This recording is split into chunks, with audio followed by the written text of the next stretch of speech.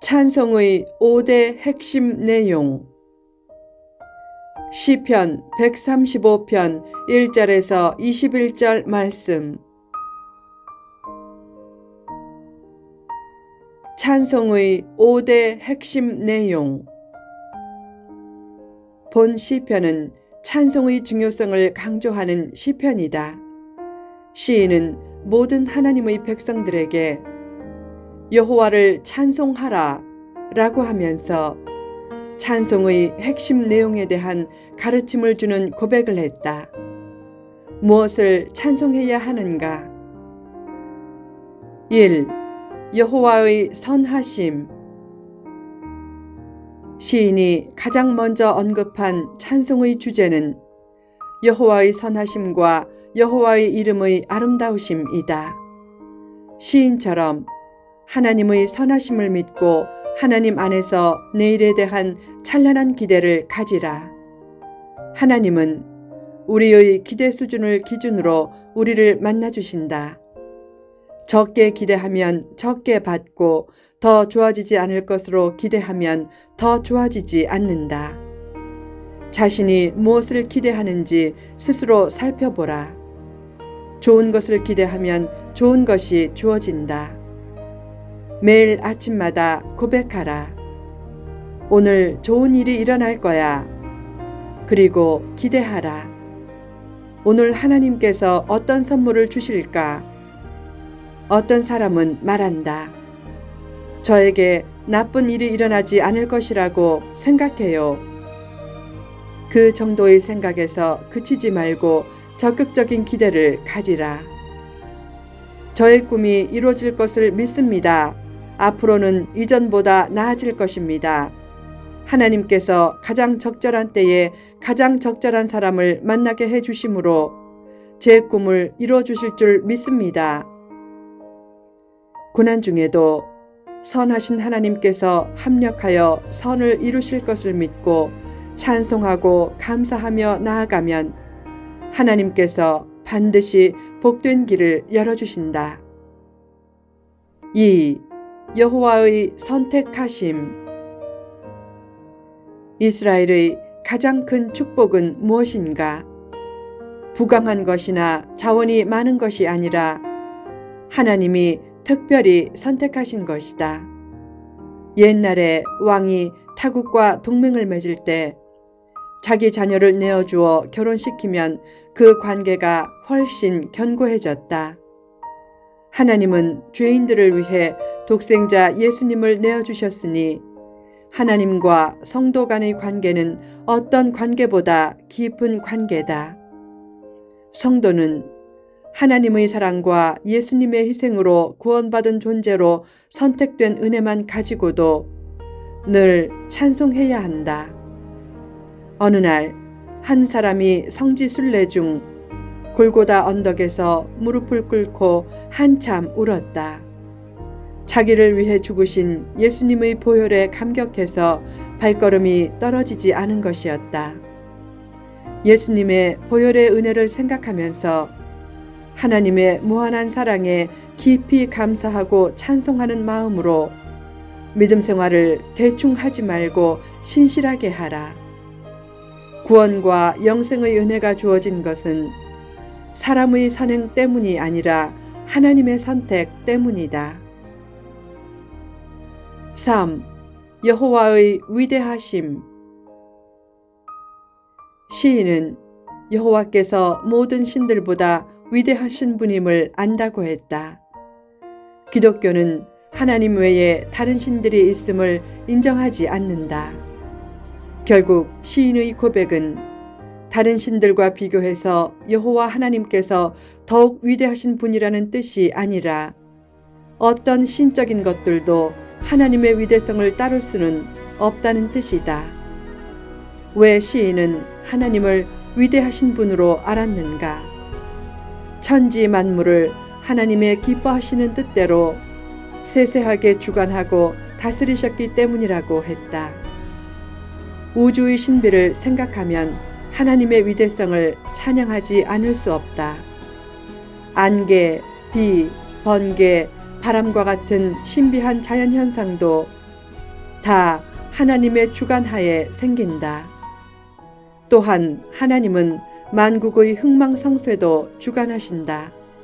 하나님은 애굽의 재앙을 내려 이스라엘의 출애굽을 주도하셨고 수많은 나라들을 무너뜨리고 왕들을 죽이는 일도 주관하셨다. 그처럼 자연과 역사만 깊이 생각해도 하나님의 위대한 손길을 느끼면서 찬양하지 않을 수 없다.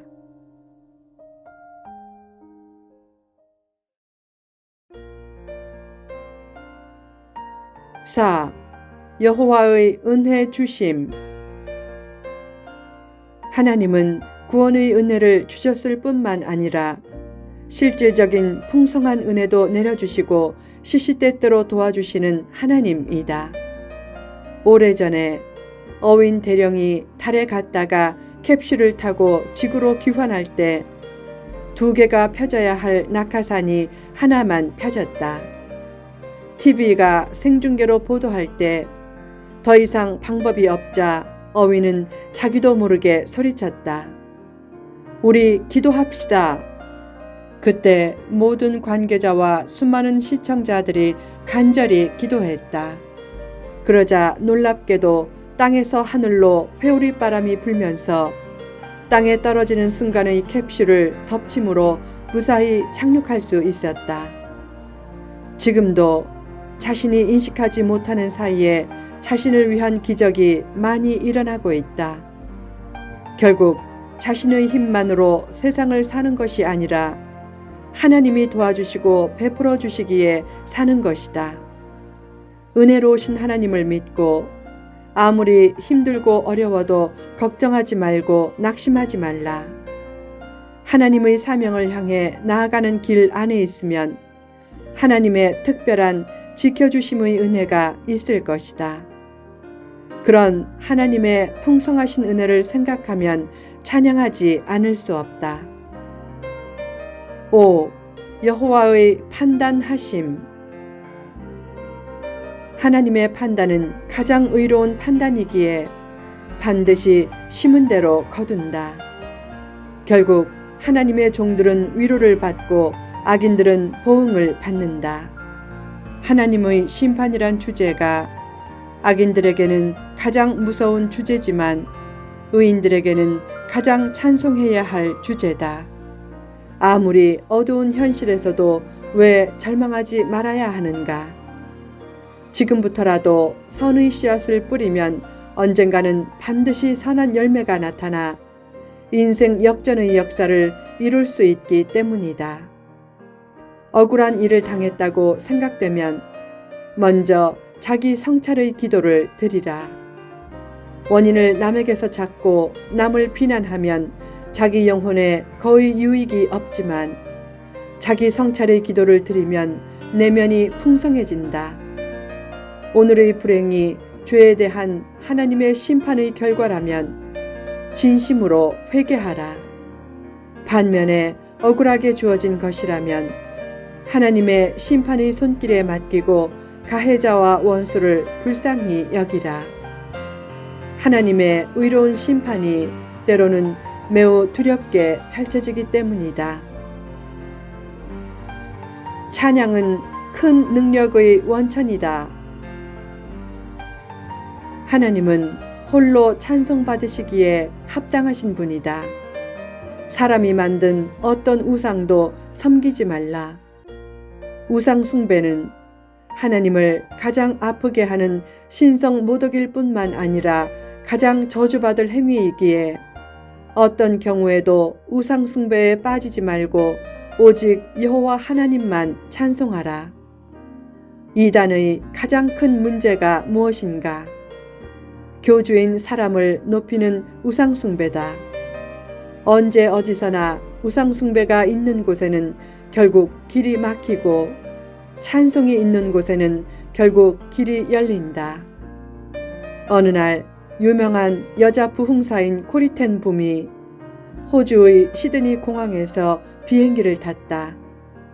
비행기가 이륙한 지 2시간쯤 지난 후 그녀는 공항에 아주 중요한 짐을 두고 온 것을 발견하게 되었다. 스튜어디스에게 그 사실을 말하자 가방을 찾지 못할 수도 있고 만약 찾아도 짐을 받으려면 4일이 걸린다고 했다. 눈앞이 캄캄했지만 하나님께 찬양하며 기도했다. 그래도 감사합니다. 하나님의 뜻대로 하소서.